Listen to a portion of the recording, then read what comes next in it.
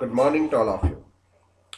Today we are going to see new topic, new unit of our advanced account. Its name is holding companies account.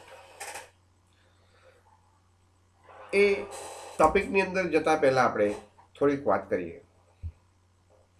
કે holding એટલે શું. Hold કરવું, કોઈક વસ્તુ પર તમારો હોલ્ડ હોવો જોઈએ. અહીં આગળ કંપની ઉપરના હોલ્ડની વાત કરીએ છીએ એટલે એનો મતલબ કંપનીના મેનેજમેન્ટ ઉપર આપણો હોલ્ડ હોવો જોઈએ. તો એવી રિક્વાયરમેન્ટ શા માટે છે? હમણાં રિસન્ટની વાત કરીએ તો તમને ખ્યાલ હોય તો 2017માં રિલાયન્સ જીઓ આવ્યું.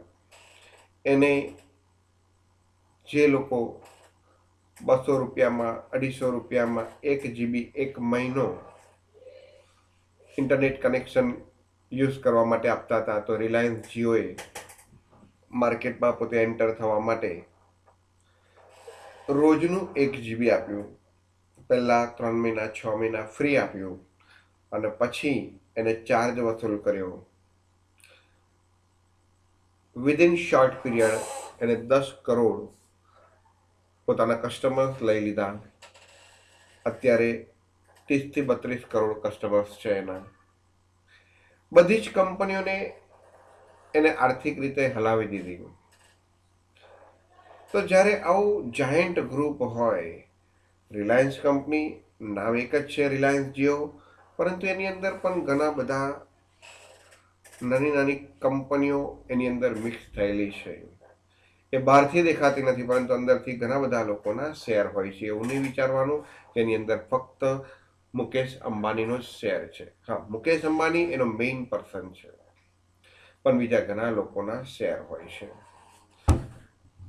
એવી રીતના એને ટક્કર આપવા માટે વોડાફોન અને આઈડિયા બંને ભેગા થયા અને VI નામથી શરૂ થયું એમનો બિઝનેસ. એરટેલે પોતાની આર્થિક સદ્ધરતા વધારી. તો હંમેશા યાદ રાખો, જ્યારે કોમ્પિટિશન વધતી હોય, પ્રોડક્ટનું ડાયવર્સિફિકેશન થતું હોય, તમારે માર્કેટને કેપ્ચર કરવું હોય, તમારા જે રો મટીરિયલ સપ્લાયર્સ છે એ વ્યક્તિ તમારો લાભ લેતા હોય, તો તમારે એને કોમ્પિટિશનમાં લાવવો હોય, તમારે tax saving purpose point of view તમારે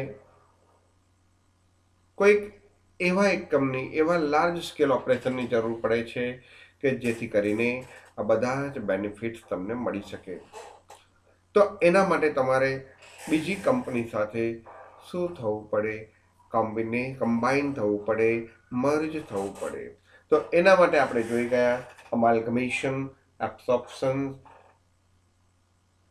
રિકન્સ્ટ્રક્શન્સ. પરંતુ એનો એક બીજો પણ એક વે છે અને એ છે હોલ્ડિંગ. હોલ્ડિંગ મીન્સ શું? કોઈક બીજી કંપનીના, સપોઝ કે હું તમને અમાલ્ગમેશનની વાત કરું તો બે કંપનીઓ ભેગી થાય છે અને નવા નામથી કંપની શરૂ કરે છે. પરંતુ ઘણા લોકો એવા હોય કે ના, મારી પાસે ફંડ છે, ઘણા એવા વિચારધારાવાળા લોકો હોય કે નામ તો મારું જ હોવું જોઈએ. તો એ શું કરશે? એક કંપની બીજી કંપનીને એબ્સોર્બ કરી દેશે, એટલે કે એના બધા જ શેર પોતે ખરીદી લેશે, એની એસેટ લાયબિલિટીઝ લઈ લેશે અને એને પરચેસ કન્સિડરેશન આપીને સામેવાળી કંપનીને એના નામથી છૂટી કરશે અને પોતાની કંપનીમાં એ આખી કંપનીને ભેગી કરી દેશે. જસ્ટ લાઈક રિલાયન્સ પેટ્રોલિયમે આઈપીસીએલ કંપનીને ટેક ઓવર કરી હતી, તમને ખબર છે. તો અહીં આગળ રિલાયન્સ કંપની એક એક્ઝામ્પલ આપું, એને આઈપીસીએલ કંપની લેવી હોય તો એની બધી જ એસેટ્સ અને લાયબિલિટીઝનું પેમેન્ટ પોતે કરવું પડે. સે ફોર ધ એક્ઝામ્પલ, એક એક્ઝામ્પલ આપું છું ઇમેજનરી, કે રિલાયન્સ કંપનીએ આઈપીસીએલ કંપનીને લેવા માટે 5,000 કરોડ રૂપીસનું ઇન્વેસ્ટમેન્ટ કર્યું. પણ એની જગ્યાએ એને જો એવો ચાન્સ મળતો હોય કે 2,500 કરોડ 2,500 કરોડ એવા 5,000 કરોડ એક જ જગ્યાએ ઇન્વેસ્ટમેન્ટ કરવું અને એક કંપનીને ટેક ઓવર કરવી, એના બદલે એની પાસે જો એવો અલ્ટરનેટિવ્સ હોય કે હું 2500 કરોડ રૂપિયામાં એક કંપની અને 2500 કરોડ રૂપિયામાં બીજી કંપની, આ બંને કંપનીને હું જો એક્વાયર કરી શકતો હોય, એના ઉપર મારો બધો જ કંટ્રોલિંગ અચીવ કરી શકતો હોય, તો પછી 2500 કરોડ આપીને બે કંપની એક્વાયર કરીને મારું સ્કોપ વધારવાનો પ્રયત્ન કરીશ, નહીં કે એક જ કંપનીમાં 5,000 કરોડ ઇન્વેસ્ટમેન્ટ કરીને. એક લેવલ હોય છે, એ લેવલે પોતાના નામની જરૂર છે, પોતાના ગ્રુપની જરૂર છે, પોતાના મેનેજમેન્ટની જરૂર છે. ત્યાં પ્રોફિટ કરતાં મેનેજમેન્ટની વધારે જરૂર હોય છે, નામની વધારે જરૂર હોય છે. તો આવા કેસમાં જે અલ્ટરનેટિવ્સ છે એ છે હોલ્ડિંગ, કે તમે કોઈ એક કંપનીમાં 100% ઇન્વેસ્ટમેન્ટ કરવું અને એનો બધો જ કાર્યભાર પોતાના હાથે લઈ લેવો, એના કરતાં એના મેજોરિટી શેર તમે જો એક્વાયર કરી લો, તો એના બધા જ બોર્ડ ઓફ ડાયરેક્ટર્સ તમારા કંટ્રોલમાં આવશે. તમે જે ડિસિઝન લેશો એ કંપનીનું ડિસિઝન લેવાશે, because you know in each and every company majority decisions are done as per the majority, and you have a majority share, and that is why whatever the decision in that company, it is as per your wishes, as you purchase majority share of that company. તો આ એક વ્યવસ્થા છે, એને હોલ્ડિંગની વ્યવસ્થા કહેવાશે. તો જે કંપની બીજી કંપનીના મેજોરિટી શેર એક્વાયર કરે છે એને હોલ્ડિંગ કંપની કહેવાશે. સે for the example Reliance company, સે ફોર ધ એક્ઝામ્પલ આઈપીસીએલ કંપનીના મેજોરિટી શેર એક્વાયર કરે છે, તો રિલાયન્સ કંપની હોલ્ડિંગ કંપની કહેવાશે, અને આઈપીસીએલ કંપની એ સબસિડિયરી, જેના શેર એક્વાયર થાય છે એને સબસિડિયરી કંપની કહેવાશે. આની પાછળના ઘણા બધા રીઝન હોય છે. માર્કેટ શેર અચીવ કરવાનો, મેં તમને કીધું પ્રોડક્ટ ડાયવર્સિફિકેશન કરવાનો. ધારો કે તમારે એક અલગ પ્રોડક્ટમાં જવું છે. ધારો કે હું તમને વાત કરું તો રિલાયન્સે પોતે પોતાનો જે એનો પાસ્ટ જુઓ તો રિલાયન્સે શરૂઆત કરી હતી પોતાના પાસ્ટમાં વિમલ કંપનીના નામે, કે જે કાપડનું ઉત્પાદન કરતા. ત્યાર પછી પેટ્રોલિયમમાં આવ્યા, ત્યાર પછી અલગ અલગ કોમ્યુનિકેશનમાં, એન્ટરટેનમેન્ટમાં રિલાયન્સ એન્ટરટેનમેન્ટ, જે ફિલ્મો બનાવે છે, ફિલ્મ માટે પૈસા પૂરા પાડે છે, એવા ઘણા બધા પ્રકારના પ્રોજેક્ટ છે. પછી બે ભાઈઓ છૂટા પડ્યા. આજે રિલાયન્સમાં મુકેશ અંબાણીનું નામ ટોપ પર છે. મુકેશ અંબાણી હમણાંની વાત કરીએ તો બહુ પાસ્ટની વાત નથી કરતા, તો એ રિલાયન્સ જીઓ તરીકે લોન્ચ થયા. પછી હવે અત્યારે એ રિટેલ બિઝનેસમાં આવ્યા છે. તો રિટેલ બિઝનેસમાં આદિત્ય બિરલાનું બિગ બજાર પણ એમને ટેક ઓવર કરી લીધું છે. તો આ બધા પાછળના હેતુ કયા? Product diversification. એમની જે પ્રોડક્ટ હતી પહેલાં કાપડની, પછી એમને એ પ્રોડક્ટમાં આવ્યા છે. ફોર ધ એક્ઝામ્પલ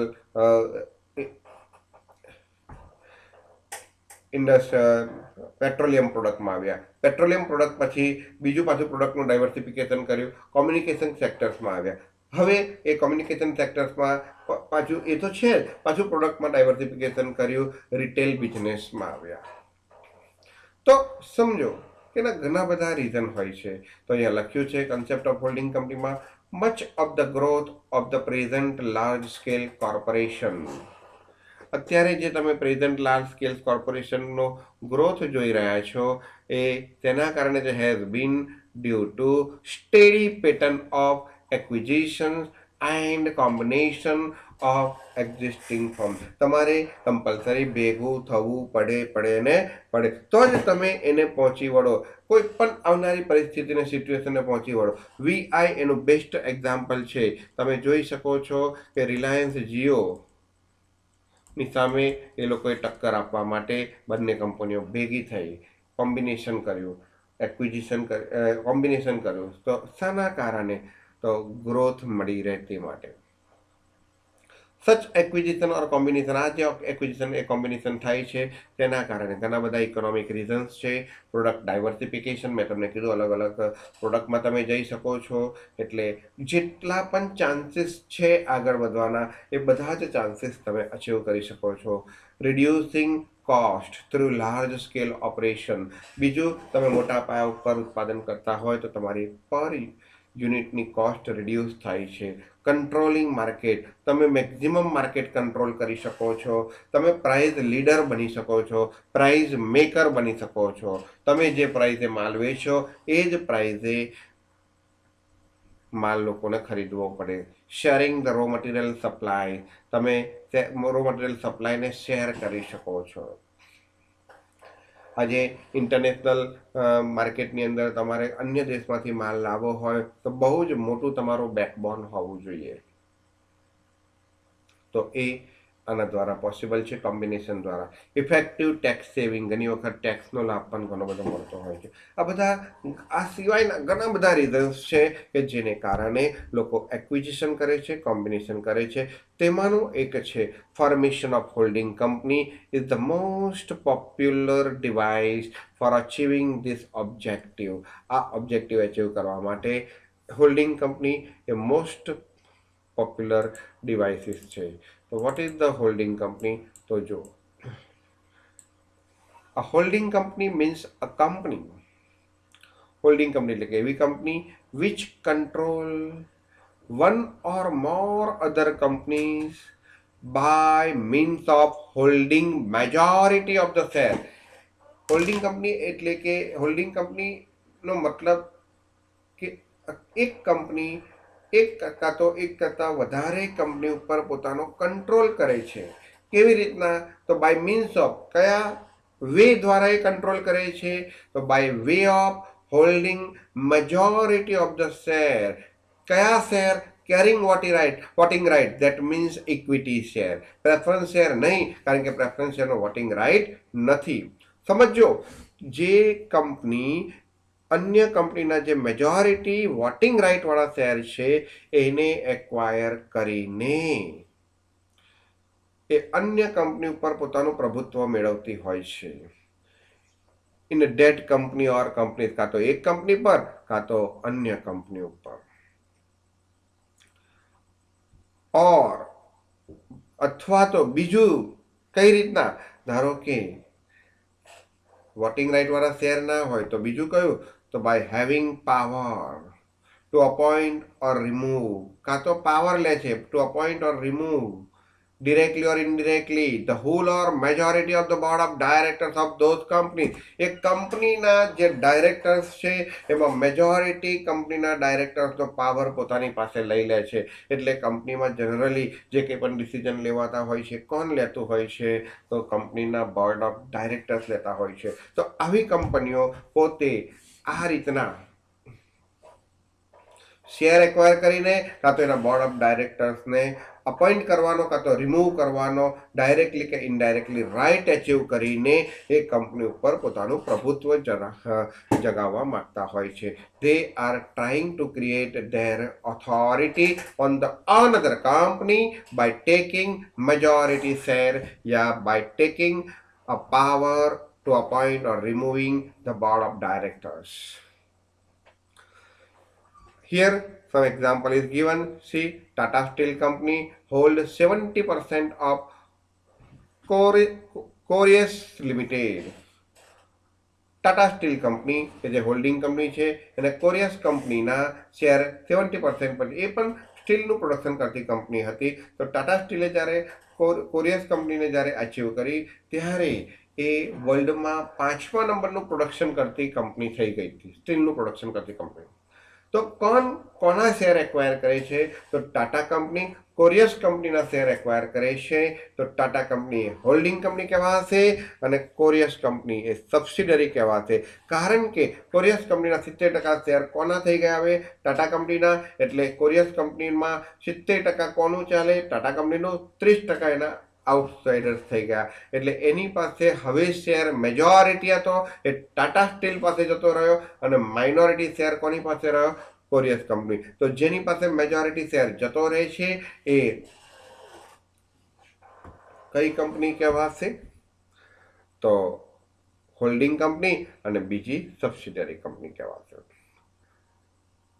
ઘણી વખત એ રીતના ના થતું હોય તો બીજું પણ વે છે કે જ્યાં તમે હોલ્ડ કરી શકો છો. સપોઝ કે A company hold 60% share of B company. A company પાસે બી કંપનીના 60% શેર છે. સમજો હો. એટલે એનો મતલબ એ કંપનીએ વધારે શેર એક્વાયર કરે છે બી કંપનીના મેજોરિટી, તો એ કંપની એ હોલ્ડિંગ કંપની કહેવાશે. તો A is a holding company અને B is a subsidiary company. પરંતુ બી કંપની 55% શેર સી લિમિટેડના અપોઇન્ટ કરે છે. શું કીધું છે? સી લિમિટેડના અપોઇન્ટ કરે છે. સમજો. એ કંપની શું કહેવા માંગે છે સમજવાનો પ્રયત્ન કરજો કે એ કંપનીએ બી કંપનીના 60% શેર એચીવ કર્યા, એટલે એ કંપનીએ હોલ્ડિંગ, બી કંપનીએ સબસિડરી. પણ બી કંપની પાસે 55% શેર ઓફ સી કંપની ના છે. તો એનો મતલબ બી કંપની સી કંપનીની હોલ્ડિંગ અને સી કંપની એ સબસિડરી કહેવાય. તો સી કંપની કોની સબસિડરી કહેવાય? બી કંપનીની. આ પોઝિશન છે કે બી કંપની પાસે સી કંપનીના 55% શેર છે, એટલે 50% કરતા વધારે શેર છે. એનો મતલબ કે બી કંપની એ હોલ્ડિંગ છે સી કંપનીની. હવે એ કંપની 60% શેર ધરાવે છે બી કંપનીના, તો એનો મતલબ શું થયો? એ કંપની કોની હોલ્ડિંગ? તો બી ની તો ખરી, પ્લસ બી ના અંડરમાં જે આવતું હોય ને એ બધાની હોલ્ડિંગ હવે કોણ થઈ ગઈ? સી. હવે ધારો કે કોણ થઈ ગઈ? એ કંપની. હવે સી લિમિટેડનું કોઈ પણ ડિસિઝન છે ને એ બી કંપની ના લઈ શકે. કોણ લઈ શકે? A company. એટલે લખ્યું છે A company the holding company for B company as well as C company. જ્યારે સી કંપની એ સબસિડરી કંપની થઈ ગઈ. કોની? એ કંપનીની અને બી કંપની. બી કંપની તો સબસિડરી થયા જ, પણ સી કંપની પણ સબસિડરી થઈ. કોની? તો એના શેર 55% કોના પાસે છે? બી કંપનીના. અને બી કંપનીના મેજોરિટી શેર કોના પાસે છે? એ કંપનીના. એટલે ચાલે તો કોનું ચાલે ભાઈ? એ કંપનીનું જ ચાલે. તો ઘણી વખત આવું ચેઇન હોલ્ડિંગ પણ થતું હોય છે. જો અહીંયા ઉદાહરણ આપ્યું છે ચેઇન હોલ્ડિંગ. ઘણી વખત તમે કોઈ કંપનીમાં ડાયરેક્ટ કંટ્રોલિંગ ના લઈ શકતા હોય, પરંતુ મેં તમને કીધું ડાયરેક્ટલી કાં તો ઇનડાયરેક્ટલી પાવર લો છો. તો ઇનડાયરેક્ટલી કેવી રીતના? તો ધારો કે A company hold 60% share of B company. A company પાસે 60% શેર છે બી કંપની, એટલે એ કંપની હોલ્ડિંગ કંપની કહેવાશે અને બી કંપની સબસિડરી કંપની કહેવાશે. હવે શું થાય છે કે બી કંપની પાસે સી કંપનીના 30% શેર છે, તો B company hold 30% share of C company. સમજો. હવે અહીં તો બી સી કંપની સબસિડરી ના કહેવાય ને બી કંપની હોલ્ડિંગ ના કહેવાય, કારણ કે કેટલા ટકા શેર છે? 30%. પરંતુ સામેની સાઈડ એ કંપની સી કંપનીના 35% શેર ધરાવે છે. એટલે 35% શેર તો સી કંપનીના એ કંપની પાસે છે, અને જે 30% શેર બી કંપની પાસે હતા એના પર હોલ્ડિંગ કોનું થઈ ગયું? એ કંપનીનું. એટલે ઓટોમેટિકલી એ કંપની ની સી કંપની સબસિડરી થઈ ગઈ. એટલે સી કંપની એ શું થઈ? એ કંપની શું થઈ? હોલ્ડિંગ કંપની થઈ બી કંપનીની અને સી કંપનીની. જ્યારે સી કંપની એ સબસિડરી કંપની થઈ કોની? એ કંપનીની. બી કંપની નહીં, કારણ કે બી કંપની પાસે તો કેટલા ટકા શેર હતા? 30%. આગળના એક્ઝામ્પલમાં જુઓ તો 55% શેર હતા. એટલે કે સી કંપની બી કંપનીની, આગળના એક્ઝામ્પલની વાત કરીએ છીએ, સી કંપની બી કંપનીની પણ સબસિડરી હતી અને એ કંપનીની પણ સબસિડરી હતી. પણ આ એક્ઝામ્પલમાં તમે જોઈ શકો છો સી કંપની બી કંપનીના 30% શેર ધરાવે છે. એનો મતલબ સી કંપની બી કંપનીની સબસિડરી નથી, પરંતુ એના 30% શેરનો રાઈટ કંટ્રોલિંગ માટે કોનો પર આવી ગયો? એ કંપની પાસે આવી ગયો, કારણ કે એ કંપનીએ 60% શેર બી કંપનીના લઈ લીધા. એટલે બી કંપનીનું જે બી ઇન્વેસ્ટમેન્ટ હતું એ બધામાં કંટ્રોલિંગ એ કંપનીનું. અને પાછું એ કંપનીએ સી કંપનીના 35% શેર લીધેલા હશે પહેલા.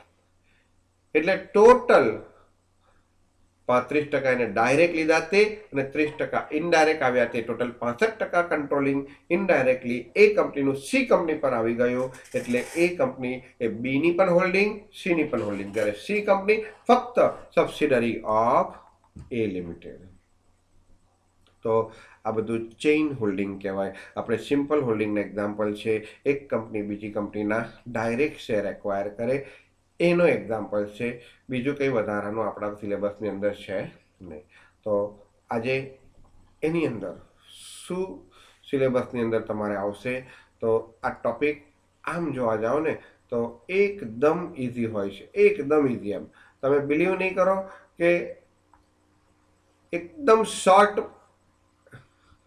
પીરિયડની અંદર તમે આ ટોપિકને બહુ જ સારી રીતે અચીવ કરી શકો છો, બહુ જ સારી રીતે. તો આજે આપણે હોલ્ડિંગ કંપનીની વાત કરીએ છીએ.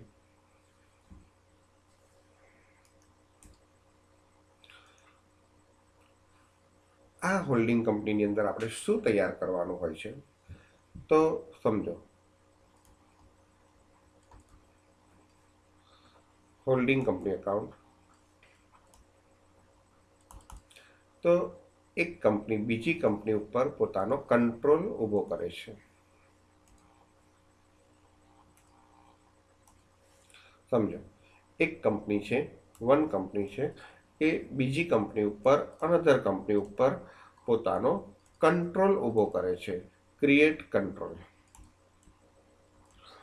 શેના માટે? તો બીજી કંપનીના શેર શેના માટે ખરીદવાના? તો એનું આમ જોવા જાવ તો મેજર રીઝન હોય છે માર્કેટ કંટ્રોલ. તમને આનું બેસ્ટ એક્ઝામ્પલ આપું છું. તમે ઘણી વખત પાદરાથી વડોદરા જતા હોય ને તો ઘણા બધા, સપોઝ કે દાડમની સિઝન હશે દાડમવાળા હોય છે, પછી અત્યારે જાન્યુઆરી મંથ આવશે એટલે બોરની સિઝન હશે તો બોરવાળા બેઠા હશે, પછી તમે જુઓ તો સંતરાની સિઝન હોય તો સંતરા વેચવાવાળા, મોસંબી વેચવાવાળા લોકો બેઠા હશે, ઘણા બધા લોકો બેઠા હશે, અડધો અડધો કિલોમીટરે બેઠા હશે. તો તમે પહેલા વાળાને પૂછો કે શું ભાવ છે, એક્ઝામ્પલ આપું છું, તો કે 30 રૂપિયે 500. તો તમને એવું લાગે કે લાઈને થોડા આગળવાળાને જઈને લઈને આગળવાળા જોડે લઈને બેસીશ, લઈ જઈશ. કદાચ ઓછા હોય 25 રૂપિયા હોય તો આગળવાળાને પૂછો તોય 30 રૂપિયા, એની આગળવાળાને પૂછો તોય 30 રૂપિયા. અરે એની વાત જવા દો. ઘણી વખત તમે છોકરાઓને લઈને ગાર્ડનમાં ગયા હોય છે તો ગાર્ડનની અંદર તમે જુઓ ને તો રમકડાવાળા બધા ફરતા હોય છે. છોકરાઓ જ્યાં હોય ને ત્યાં રમકડાવાળા ફરતા હોય તો તમને એવું લાગે કે લાઈને આ રમકડાવાળાની પાસેથી એક રમકડું પૂછું કેટલા રૂપિયાનું, તો પેલો કહે કે 10 રૂપિયાનું. આપણે કહીએ કે 2 લેવા છે 15 રૂપિયામાં આપતો, પેલો કહે કે ના નહીં મળે. 3 લેવા હોય તો હું 25 રૂપિયામાં આપું, પણ 2 લેવા હોય તો 20 રૂપિયા જ આપવા પડશે. તમને એવું, તમે એવું કહો કે ચાલ ભાઈ તું જવા દે, નહીં લેવું મારે. ભાઈ તમને એમ કે બીજો આવશે ને એટલે બીજાની રાહ જુઓ, 10-15 મિનિટ પછી બીજાની રાહ જુઓ તો બીજો પણ આ જ ભાવ કહે છે, ત્રીજો પણ આ જ ભાવ કહે છે. તો આવું કેમ બને છે? અરે ઇવન તમે કોઈ જગ્યાએ જમવા જતા હોય, વાડી હોય, વાડીની આજુબાજુ તમે જોશો ગેટ આગળ તો એક બાજુ જમણી બાજુ બધા રમકડા લઈને બેઠો હશે, બીજી બાજુ ડાબી બાજુ રમકડા લઈને બેઠો હશે. તો બંને લોકો તમે જોશો ને તો બંનેના ભાવ સરખા જ હશે, ઓછું કોઈ નહીં કરે. આવું કેવી રીતના બને? તો કે એ બધા એક જ પરિવારના હોય છે, એક જ ગ્રુપના હોય છે. ધારો કે મેં તમને પહેલાં કીધું કે તમે અહીંયા આગળ પાદરાથી વડોદરા જાઓ છો તો સંતરાવાળા, મોસંબીવાળા લોકો બેઠા છે, બધા એક જ ગ્રુપના લોકો બેઠા હોય છે. આ લોકોની પણ મિટિંગ ભરાય છે. મેં તો જોયેલું છે, મારી સામે જોયેલું છે. આખીને આખી ટ્રકો ઉતારે ભેગા થઈને અને પછી 5 કિલો, 10 કિલો, 25 કિલો એ રીતના લોકો લઈ જાય અને બધા ત્યાં આગળ ભાવ નક્કી થાય, કેટલો ભાવ આપણે રાખવાનો, એના ટર્મ્સ અને કન્ડિશન્સ નક્કી થાય અને એ પ્રમાણે ભાવ રાખે. તો ત્યાં પણ આ પ્રકારનું માર્કેટ કેપ્ચર થતું હોય છે. ગાર્ડનની અંદર પણ તમે જોશો તો એક જ ભાવ હોય છે, તો એ પણ ત્યાં પણ માર્કેટ કેપ્ચર કરેલું હોય છે. અરે ઇવન તમે લાલબાગથી આવતા હોય ને તો ત્યાં ડ્રેસવાળા બેઠા હોય છે. તો તમે સપોઝ કે એક ડ્રેસવાળાને ત્યાં એક ડિઝાઇનનો ડ્રેસ સિલેક્ટ કર્યો, તમને 400 રૂપિયા કીધા, પછી એ કહેશે હું છેલ્લા 300 રૂપિયામાં છોડી દઈશ, અધરવાઇઝ કહેશે કે અમે ભાવ કરતા નથી 400 રૂપિયા. તમે એવું કહો તું નહીં તારો ભાઈ અમે આગળથી લઈશું. તો તમે અડધો કિલોમીટર પછી એ જ ડિઝાઇનવાળો બીજા ડ્રેસનો ભાવ પૂછો ને તો 400 રૂપિયા જ હોય. કેમ? તો કે બધા એક જ લોકો હોય છે, નક્કી જ કરેલું હોય. તો પછી અલગ અલગ કેમ બેઠા છે, તમને એવો પ્રશ્ન થાય તો કે બીજો કોઈ વ્યક્તિ ના આવી જાય એટલા માટે. જો બીજો કોઈ વ્યક્તિ આવી જાય તો ધંધામાં કોમ્પિટિશન થાય, ભાવમાં કોમ્પિટિશન થાય તો નુકસાન થાય, એટલે એ લોકો આખી જગ્યા કેપ્ચર કરતા હોય છે. જેવી રીતે તમે તમને વાડીની વાત કરી, વાડીમાં એન્ટર થાવ તો રાઈટ સાઈડ ઉપર પણ રમકડા લઈને બેઠા હોય છે, લેફ્ટ સાઈડ પર પણ રમકડા લઈને બેઠા હોય છે. કેમ? તો જો રાઈટ સાઈડ ઉપર બેસે ને લેફ્ટ સાઈડ ઉપર ના બેસે તો બીજો વ્યક્તિ આવે અને પેલા લોકો 10 રૂપિયામાં એક આઈટમ વેચતા હોય તો પેલો 15 રૂપિયામાં 2 આઈટમ વેચે તો પેલાને નુકસાન થાય. એટલે જગ્યા એ લોકો કેપ્ચર કરી લે રાઈટ સાઈડ પર અને લેફ્ટ સાઈડ પર પોતાના જ માણસોને બેસાડે. આ એક સિસ્ટમ છે, સમજો. એ લોકો પણ સમજે છે, એ લોકો પણ હોલ્ડિંગ કરે છે, આપણને ખબર નથી પડતી, વસ્તુ અલગ છે. વોટ એવર જવા દો. તો આ હોલ્ડિંગ કંપની એકાઉન્ટની અંદર આપણે શું શીખવાનું છે? તો હોલ્ડિંગ કંપનીમાં જ્યારે એક કંપની બીજી કંપનીના મેજોરિટી શેર એક્વાયર કરે છે ત્યારે at the end of the year એની ફાઇનાન્શિયલ સ્ટ્રેન્થ કેટલી છે તે જાણવા માટે એની બંને કંપનીની બેલેન્સ શીટ કમ્બાઈન કરવામાં આવે છે. તો એ કમ્બાઈન કરેલી બેલેન્સ શીટ કેવી રીતના પ્રિપેર કરવી એને કન્સોલિડેટેડ બેલેન્સ શીટ કહેવામાં આવશે. તો એ કેવી રીતના તૈયાર કરવી, એમાં કઈ અકાઉન્ટિંગ ઇફેક્ટની કઈ ટ્રીટમેન્ટ આપવી એ અકાઉન્ટિંગ સ્ટાન્ડર્ડ 21માં આપેલ છે. તો એના 7 to 8 સ્ટેપ્સ છે, જે સ્ટેપ્સ તમે શીખી જાઓ, ટોપિક ઓવર. દરેક એક્ઝામ્પલમાં 7 થી 8 ટોપિક સ્ટેપ્સ ના હોય, પરંતુ દરેક એક્ઝામ્પલમાં એટલીસ્ટ મિનિમમ 5 સ્ટેપ્સ તો હોય ને હોય જ. 5 સ્ટેપ તો દરેક એક્ઝામ્પલમાં હોવાના. અને બીજા જે 3 સ્ટેપ્સ છે એમાંથી કોઈક એક્ઝામ્પલમાં 1 સ્ટેપ્સ હોય, કોઈક એક્ઝામ્પલમાં 2 સ્ટેપ્સ હોય, કોઈક એક્ઝામ્પલમાં 3 હોય. ટોટલ આપણે સપોઝ કે 9 સ્ટેપ્સ કહીએ તો કોઈક એક્ઝામ્પલમાં ચારે 4 સ્ટેપ્સ હોય એવું એટલો બધો લાંબો એક્ઝામ્પલ પણ આવવાનો નથી. સ્ટેપ તમારે શીખવાના છે. તો આપણે દરેક સ્ટેપ શું કહેવા માંગે છે એ સ્ટેપ વિશે આપણે સમજીશું. તો હોલ્ડિંગ કંપની અહીં આગળ જોઈ શકો છો. અકાઉન્ટિંગ સ્ટાન્ડર્ડ ડેફિનેશન આપેલી છે 21 on consolidated financial statement gives following definition. શું ડેફિનેશન છે? અકાઉન્ટિંગ સ્ટાન્ડર્ડ 21 શું ડેફિનેશન આપે છે? Subsidiary company. સબસિડરી કોને કહેવાય? Subsidiary an enterprises that is controlled by, જે એને કંટ્રોલ કરે છે કોણ? Another enterprises.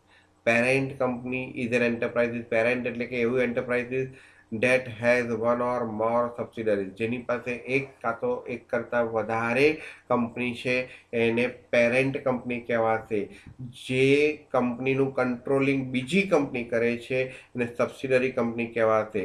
અને પેરેન્ટ કંપની અને સબસિડરી કંપનીને ભેગી કરીએ તો એને ગ્રુપ કહેવાશે. A group is a parent and all its સબસિડિયરીઝ.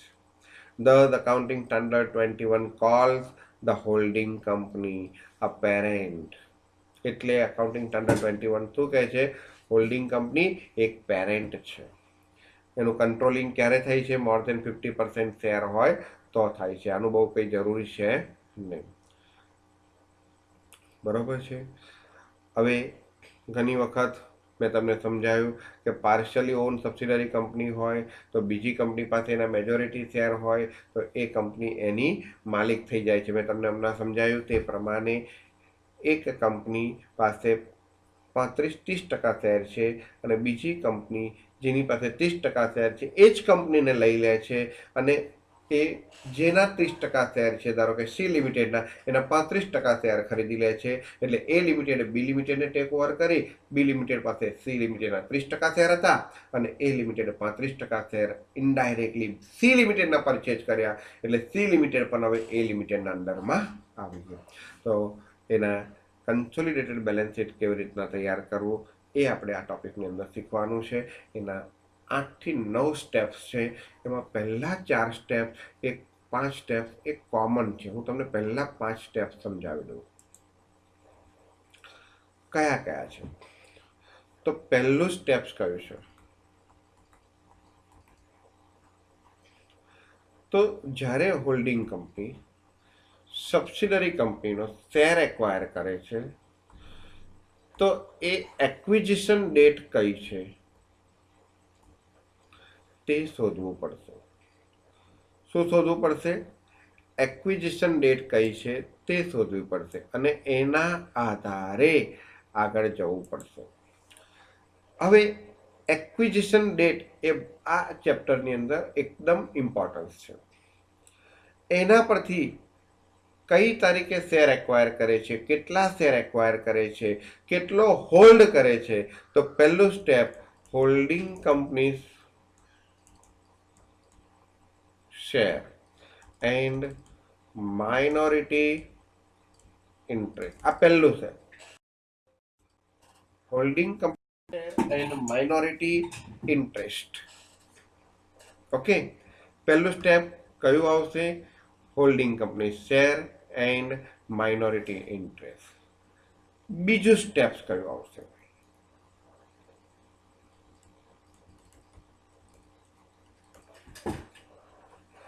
કેટલું investment in a subsidiary company and investment in other.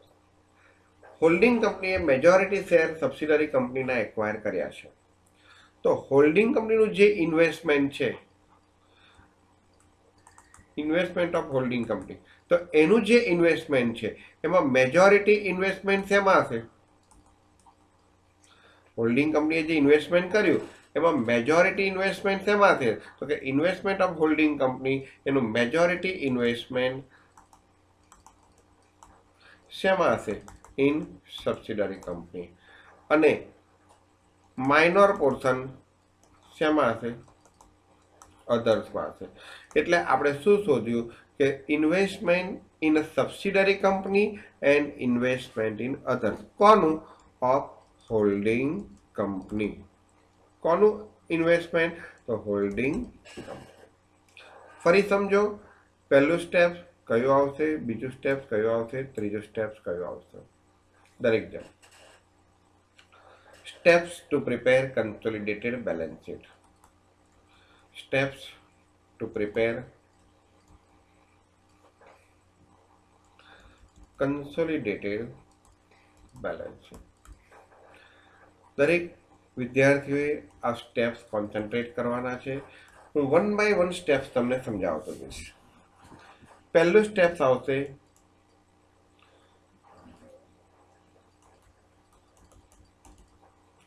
Holding company share. Share એટલે કે proportion and minority interest. Suppose કે રિલાયન્સ કંપનીએ આઈપીસીએલ કંપનીના 75% શેર એક્વાયર કર્યા. તો Reliance holding IPCL subsidiary પણ કેટલો શેર? તો કે 75% શેર એક્વાયર કર્યા. તો પર્સન્ટેજ જ ડાયરેક્ટ આપી દીધા છે. તો 75% અને માઇનોરિટી ઇન્ટરેસ્ટ કેટલું? 25%. પણ ઘણી વખત ડાયરેક્ટ ના આપે. ધારો કે આઈપીસીએલ કંપનીના 10,000 શેર છે, એમાંથી 6,000 શેર હોલ્ડિંગ કંપની એક્વાયર કર્યા અને 4,000 શેર માઇનોરિટી. તો 10,000 માંથી 6,000 એટલે કેટલા પર્સન્ટેજ થયા? 60%. તો holding company share is 60%, minority interest is 40%. આ રીતના પહેલું સ્ટેપ. સેકન્ડ સ્ટેપ કયું આવશે? તો investment of holding company in subsidiary company and in others. સમજો. હવે તમે જે શેર એક્વાયર કર્યા એ કેટલા રૂપિયામાં એક્વાયર કર્યા? તો હોલ્ડિંગ કંપની તરીકે ધારો કે હું રિલાયન્સ કંપની છું, મારું જે ઇન્વેસ્ટમેન્ટ છે, ટોટલ ઇન્વેસ્ટમેન્ટ, એમાંથી સબસિડરી કંપનીમાં ઇન્વેસ્ટમેન્ટ કેટલું છે અને બીજી બધી કંપનીમાં ઇન્વેસ્ટમેન્ટ કેટલું છે તે ફાઇન્ડ આઉટ કરીશું. પહેલું step holding company share and minority interest. બીજું step investment of holding company in a subsidiary company and in other, કે હોલ્ડિંગ કંપનીનું ઇન્વેસ્ટમેન્ટ સબસિડરી કંપનીમાં કેટલું છે અને અધર્સમાં કેટલું છે. ત્રીજું સ્ટેપ્સ, આ દરેક એક્ઝામ્પલમાં આટલા સ્ટેપ્સ હોય ને હોય. Capital profit and current profit. તમે હોલ્ડિંગ કંપની છો, સબસિડરી કંપનીને જે તારીખથી એક્વાયર કરો છો એનું જે ડેટ ઓફ એક્વિઝિશન છે, આની અંદર શું ઇમ્પોર્ટન્સ છે? તો આની અંદર મેઇન ઇમ્પોર્ટન્સ પોઈન્ટ છે, મેં તમને પહેલા જ સમજાયો કે આખા ટોપિકમાં મેઇન ઇમ્પોર્ટન્સ પોઈન્ટ છે date of acquisition of shares by holding company. Holding કંપનીએ જે શેર એક્વાયર કર્યા છે એની ડેટ કઈ છે એ ઇમ્પોર્ટન્સ છે. તો જે તારીખે હોલ્ડિંગ કંપની સબસિડરી કંપનીના શેર એક્વાયર કરે છે તે તારીખથી એનો કંટ્રોલ સબસિડરી કંપની પર આવી જાય છે. તો સબસિડરી કંપનીનો તે તારીખ સુધીનો જે પ્રોફિટ હતો એ હવે કોણ મેનેજ કરશે? Holding company. અને તે પછી જે પ્રોફિટ થશે એ તો બંનેનો કમ્બાઈન જ છે ને, કારણ કે જે તારીખે શેર એક્વાયર કર્યા ત્યાર પછી મેનેજમેન્ટ કોનું આવ્યું?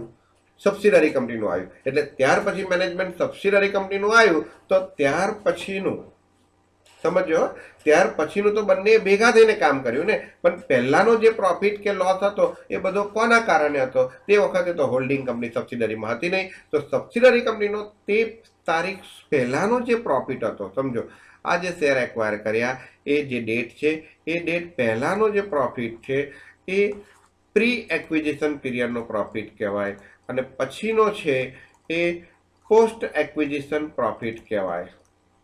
તો પ્રી એક્વિઝિશન પ્રોફિટ હોય કે લોસ હોય એ કેપિટલ નેચરનો કહેવાય, અને પછીનો જે હોય એ રેવન્યુ. કેમ રેવન્યુ? તો હવે તો બંને ભેગા થઈને જ ચલાવવાના છે ને.